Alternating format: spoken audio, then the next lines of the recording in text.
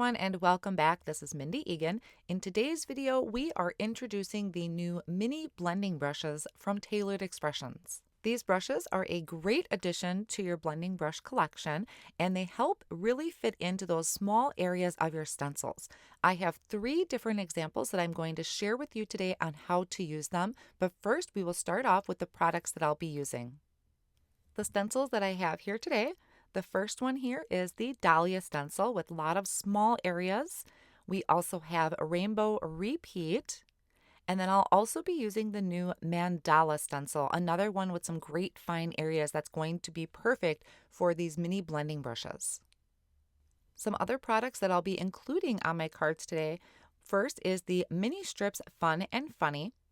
I also have the Mini Strips die, and a lot of these mini strips I did off screen to save some time. I also have Simple Strips Crafty. Then I will be using the Framed Script Hello die. I have the Sketchbook Bouquet, and I apologize, this stamp set I don't believe at this time is available for individual purchase. It was in a kit, so definitely look through your collection on what you have that may work with this. I also have gold and white embossing powder, some foam sticky strips, my Scotch tape adhesive, and my trusty tweezers. I have some Embelly jelly that I'll be using to put on my drip drops that I have in clear and iridescent. And I'll also be using my Barely Art precision glue and an anti-static powder tool. This is where I store all of my pre-done simple strips. This is the simple storage for simple strips. And then also, of course, I'll be using my mini blending brushes and the regular blending brushes. For inks, I have Versamark ink, mulled wine, raspberry sorbet, guava, pink champagne, Granny Smith, blue raspberry, blueberry, jelly donut. Then I also have some lollipop, candy corn, pineapple, and Cookie Monster. For paper, I have Oreo, sugar cube, and vellum. So here's a look at the box of mini blending brushes that you would receive. There are 6 of them in one package, and they are white bristles with white handles. That way you can pick and choose what colors you want to have mini blending brushes for. There are also stickers that are sold separately, so you can label which color is going to be for your brush.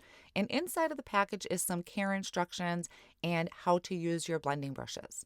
On the back of the package, it shows you the size, so it's 1 inch by 5.5, and also how you can store them. So I'm going to start off by just popping these all out of the plastic carrier that the brushes come in, and then I'm going to put one of the labels on my brushes. Now I know I will most likely be using red at some point, so I'm taking the red Create sticker and just putting it in that little bed area. It's a little indented area on my brush. And here is a look at the size comparison from the mini blending brush to the regular size blending brushes. Now you could pick up just one package of the 6 brushes if you wanted to kind of customize your colors, or if you wanted a brush for every color, you would need 3 sets of the mini blending brushes. For my first card, I'm going to use this beautiful Mandala Stencil, which has a lot of small areas in it. So I am going to spray the back of it with some Pixie Spray, which is just a low tack adhesive. I'm putting a little bit of that Scotch tape on the back of Sugar Cube cardstock and placing that down onto my grid paper to hold that in place. And then once my back is tacky on the stencil, I'm going to place that over my Sugar Cube cardstock, which measures 4 1/4 by 5.5. Then I'm going to start with the Granny Smith ink, and I'm doing this just right in the center of my cardstock. I did line this one up perfectly centered, and I'm starting with the lightest color out of my grouping that I have for this particular stencil. Now you can see with the small head of the blending brush, you're going to really be able to kind of fine tune where you want your ink to go. So if you want a specific area colored in one color, you're going to be able to get into all those little nooks and crannies with these mini blending brushes. My next color that I have here is blue raspberry, going around just that little bit of that outer circle there, blending into the Granny Smith to help kind of smooth out the transition to color. Now you can make these colored areas as big or as small as you wanted. So I'm going to go just a little ways out with that blue raspberry. And then once I'm happy with that coverage, I'm going to bring in my next color, which is going to be blueberry. And I'm going to start going around that blue raspberry. So I'm able to get quite a few colors on this card front just because of these mini blending brushes. You could use the regular blending brushes, but because the heads of the blending brushes are a little larger than this, you're covering more cardstock. So it's kind of hard to fit in all of these colors into the one card front. My last color here is going to be Jelly Donut, going around all of those little outer edges. And whenever I'm ink blending, I usually start with kind of a lighter layer. That way you can always add more ink to it if you wanted to make it more intensified. But at least if you're starting light, you can leave it as is or go back over it like I am doing here. So I am just retracing all of those colors. It also kind of helps smooth out that transition. And it really does just brighten up all of these colors. Once that's done, I'm going to carefully just peel away the stencil and reveal this gorgeous design on the card. Now, I did feel like everything was a little too bright. The white was just a little too white for me. So what I decided to do on this is I'm going to take my regular blending brushes and go back over those areas with the same colors. So I did start with the Granny Smith, and I believe I did skip one of my colors. My next one I'm going to come in is going to be the blue raspberry. So I'm going to go around those outer edges, and you can see even just kind of lightly going over this background how much area I'm covering because of the larger blending brush. I was able to kind of get more colors in using the minis. And then I did skip the blueberry and went straight to the jelly donut and just went around all of those edges. So that kind of helped tone down that brightness of the white, and I think it really helped kind of bring your attention to the design of the stencil.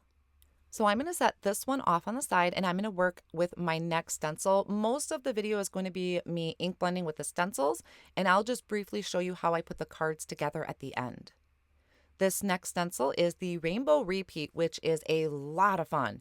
So the first color I'm starting with is going to be Lollipop and then Candy Corn, and I'm going to go through the rainbow of colors. Now, what I find really great about these mini blending brushes is I am able to get all the colors of the rainbow on here, all the way through purple, which purple to me always seems to get lost because I either put too much of one color on and just run out of room. But with these mini blending brushes, I am able to really focus on a little strip of color and get all of those colors on there. And I could even repeat some of the colors if I really wanted to.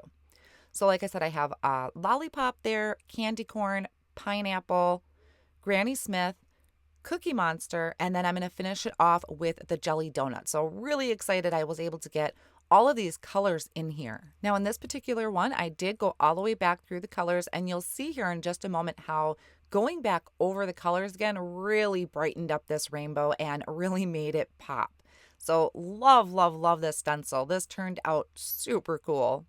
And so to release my cardstock from my grid mat, I just kind of twist it a little bit and pull up, and that will easily release that adhesive from the back of the paper. And I'm going to set this card off on the side and work on my third background. This one I got kind of a little creative. This one's using the Dahlia Stencil, and instead of centering it, I'm taking that center point of the stencil and I shifted it over to one side of the card front. And this one I'm kind of doing some spot ink blending.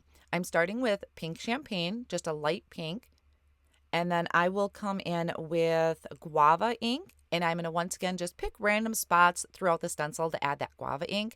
This would really be great. The mini ink blending brushes would be really great for a galaxy background. If you want to kind of add spotting of colors here and there, I think this would be really, really great. Then after I have some guava down, I'm going to bring in raspberry sorbet to kind of help the transition from that light pink all the way up to a dark pink. Once again, just kind of filling in the white areas that I have left so far. And then once all of those white areas are filled in, I'm going to bring it in with a mulled wine ink. So this is going to be a super dark ink, and I'm just going to go over some of the areas kind of on the side of these petal shaped areas of the stencil.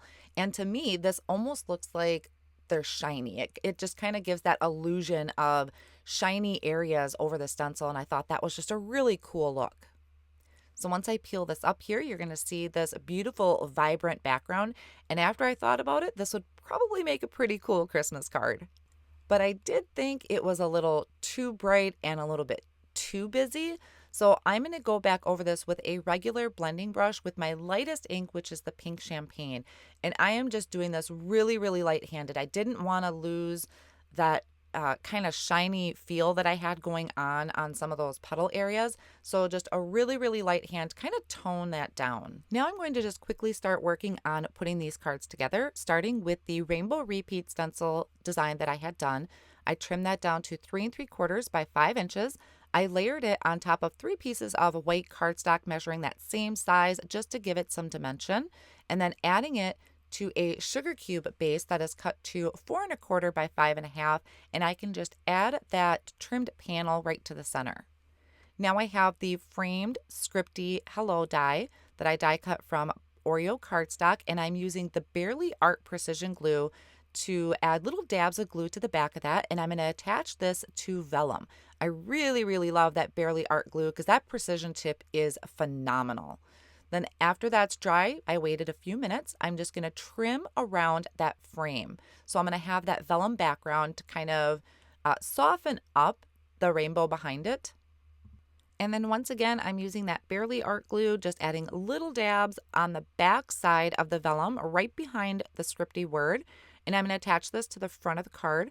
I'm also going to add a small Simple Strips sentiment. I believe this is coming from the Crafty Simple Strips that I already did off screen. I just lined it with some foam strips, and I'm going to add this simple strip right under my hello. So hello, sending smiles and sparkle, and I thought that was super cute. I'm going to finish it off by adding a few drip drops using the Embelly Jelly tool and the Barely Art Precision Glue. So that will finish off this first card, which I think might be my favorite. I don't know if it's because of the rainbow or the hello, but I think this one might be my favorite out of all of them. The next card is the background I did with the Dahlia Stencil. I had once again trimmed that panel down, layered it onto a sugar cube cardstock base, and I have the sketchbook bouquet heat embossed in gold on vellum and then die cut out. Now, like I said, this one I don't believe is available yet for individual purchase, but definitely go through your stash. You may have something that you could use here. I mainly wanted to soften up that background a little bit. I kind of wanted to not have it be so busy. And then I'm finishing it with a sentiment off of the Fun and Funny mini strips. Now, if I were to do this again, I probably would have die cut that bouquet a couple more times from vellum and layered it together because I can still see the background quite a bit, which I think is a little bit distracting. I still love it, but if I were to do it again, I would layer that vellum together. Now, my last one here, which is using the Mandala Stencil, I had a lot of fun with. So I, once again, had trimmed that down to 3 3/4 by 5 inches and layered it on top of sugar cube cardstock. I added a sentiment off of the Simple Strips Crafty and heat embossed that sentiment in white onto Oreo cardstock. And now I am just taking some of the drip drops and adding them to those circle areas from the stencil. And I really liked how that was doing, so I went back through and added a ton more. I mean, stenciling really does not take a lot of time, so by taking some time and adding these embellishments, I think really dresses that card up.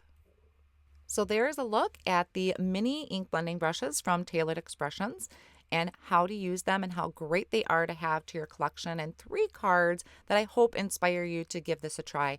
Thanks so much for joining, and I'll see you again soon.